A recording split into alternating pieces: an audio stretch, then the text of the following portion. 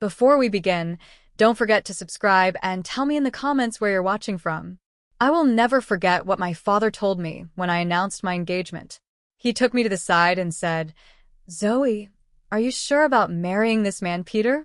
I know you're in love with him, but I don't think he's a good match for you." "Why are you saying this, Dad? He loves me and respects me. I don't care if he's not as well off as us." "I know that, Zoe. You know I built my riches from nothing. I would never disrespect a person who does not belong to my economic class. But Peter is a very sketchy man, and his mother is no different." "What do you mean, Dad? I don't understand." "Call it a father's instinct. So this man doesn't love you." "Yes, he showers you with affection, but always talks about how rich you are. I heard him flexing to his friends that he bagged the rich brat." Julia just laughed with him and agreed. "You must be mistaken, Dad.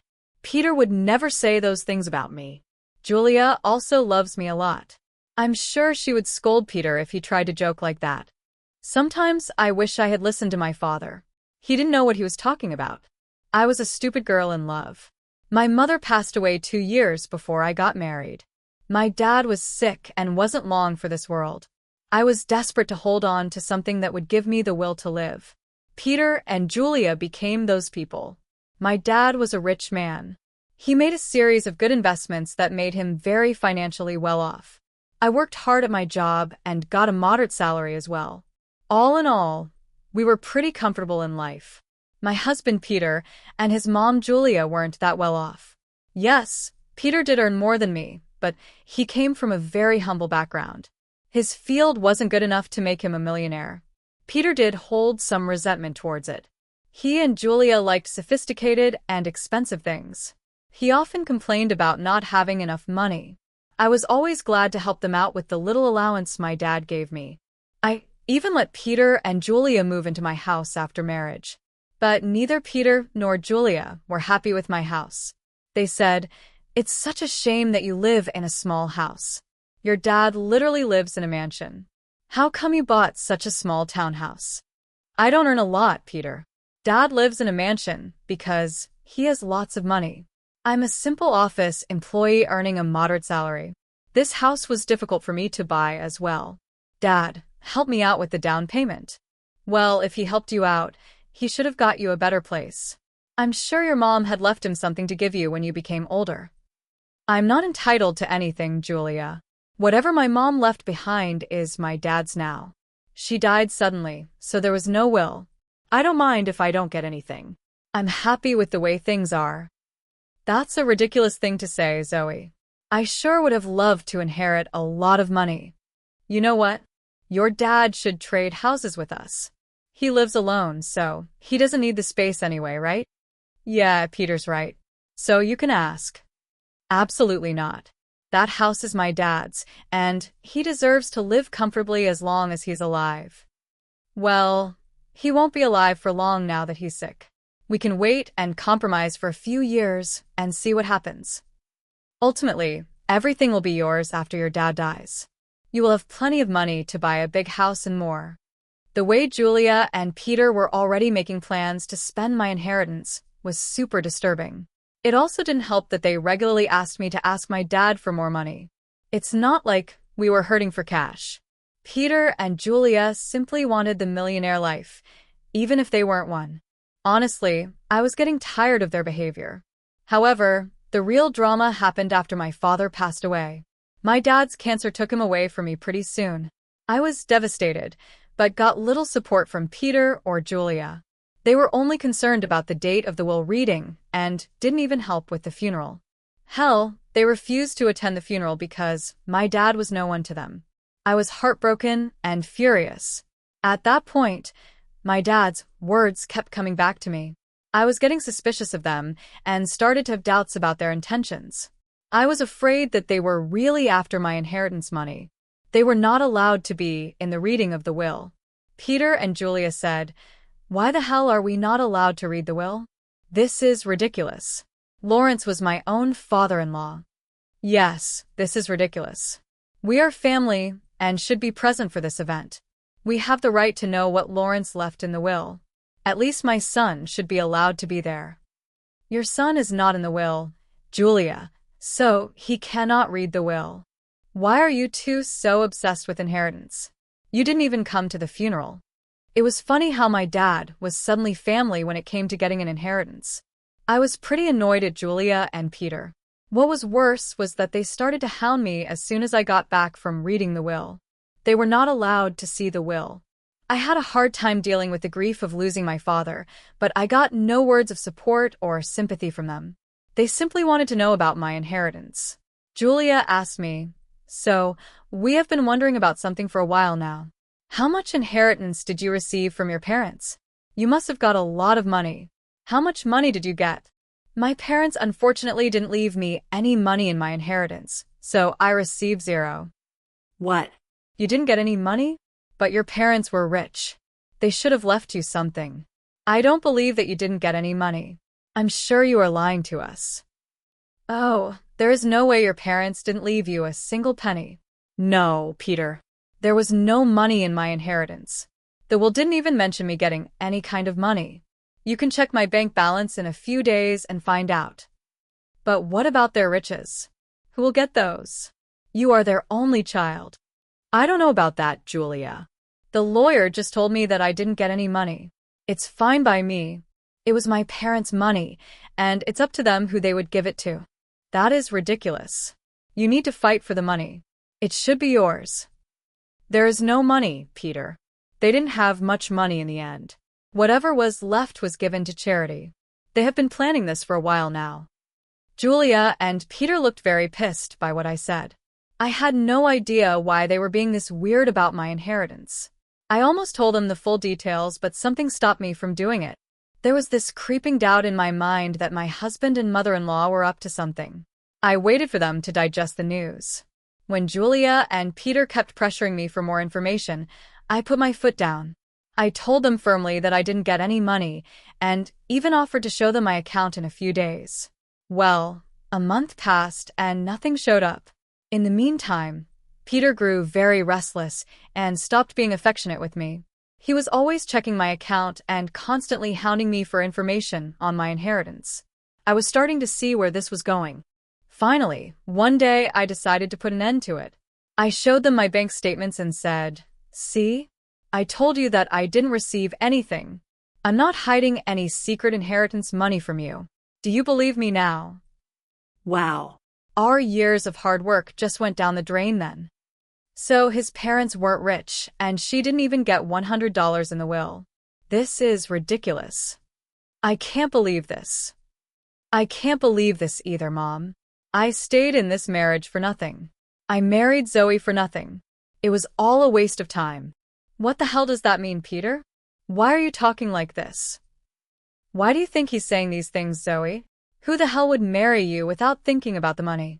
My son simply married you so that we can bank on your inheritance.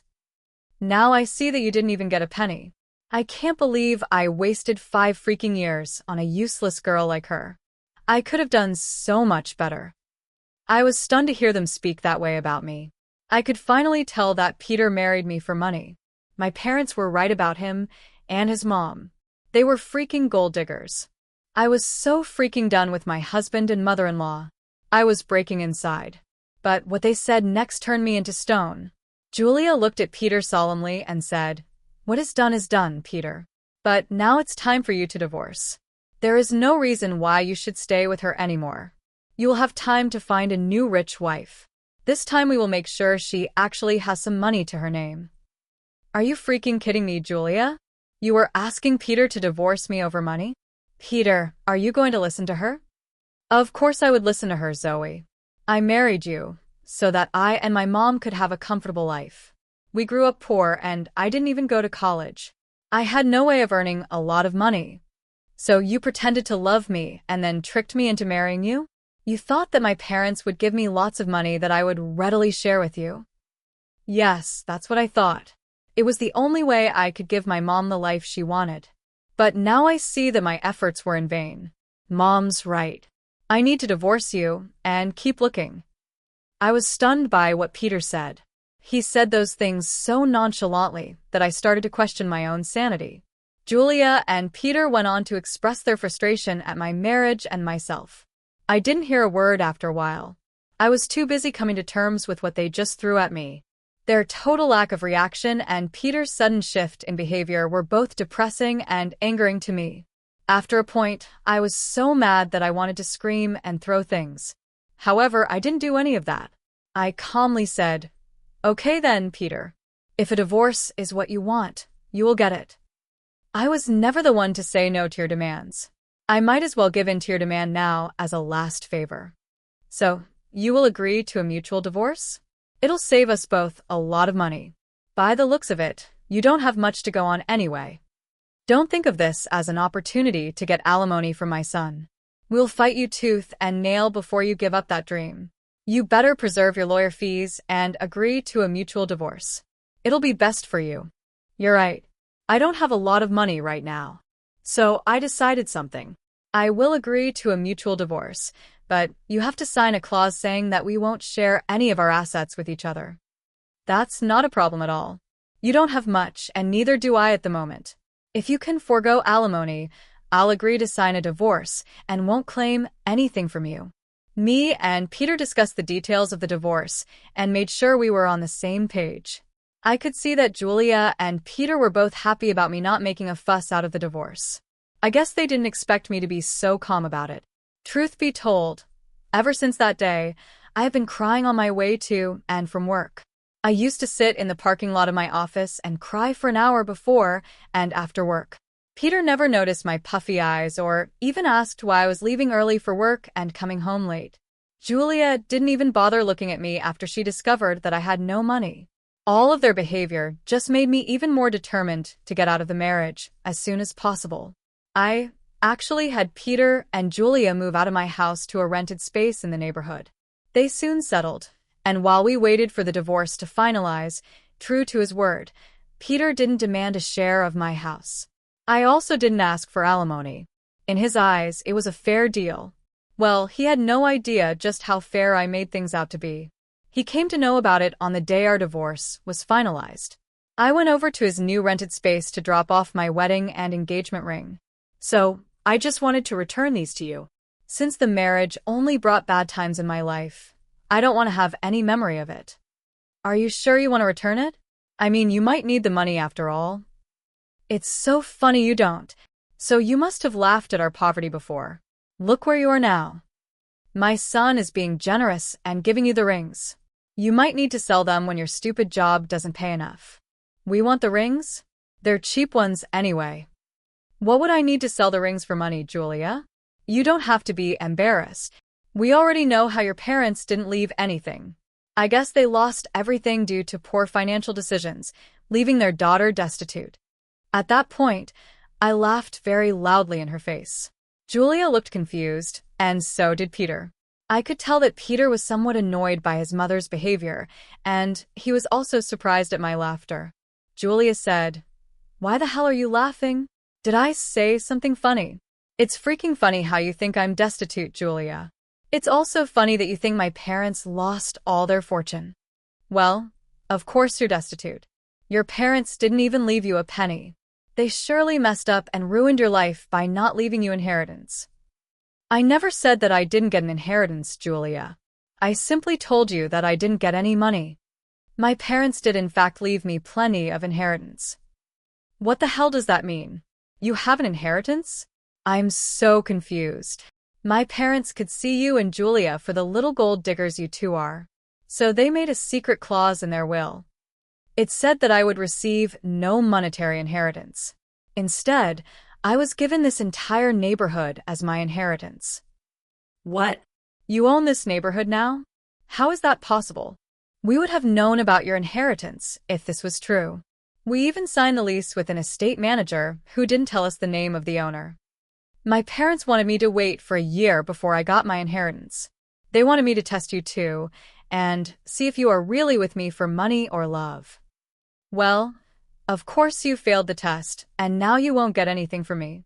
Also, the estate manager was appointed by my parents to take care of the property before I inherited it. They were smart people, you know. That is impossible. I don't believe a word you're saying. You're just embarrassed because you don't have money anymore. Oh, really, Peter? Is that what you and your mother have concluded from this? Well, why don't you call your landlord and find out from him? Don't worry, we would do that. Then everyone will see just what a big liar you are. Julia and Peter called their landlord and asked about what I said.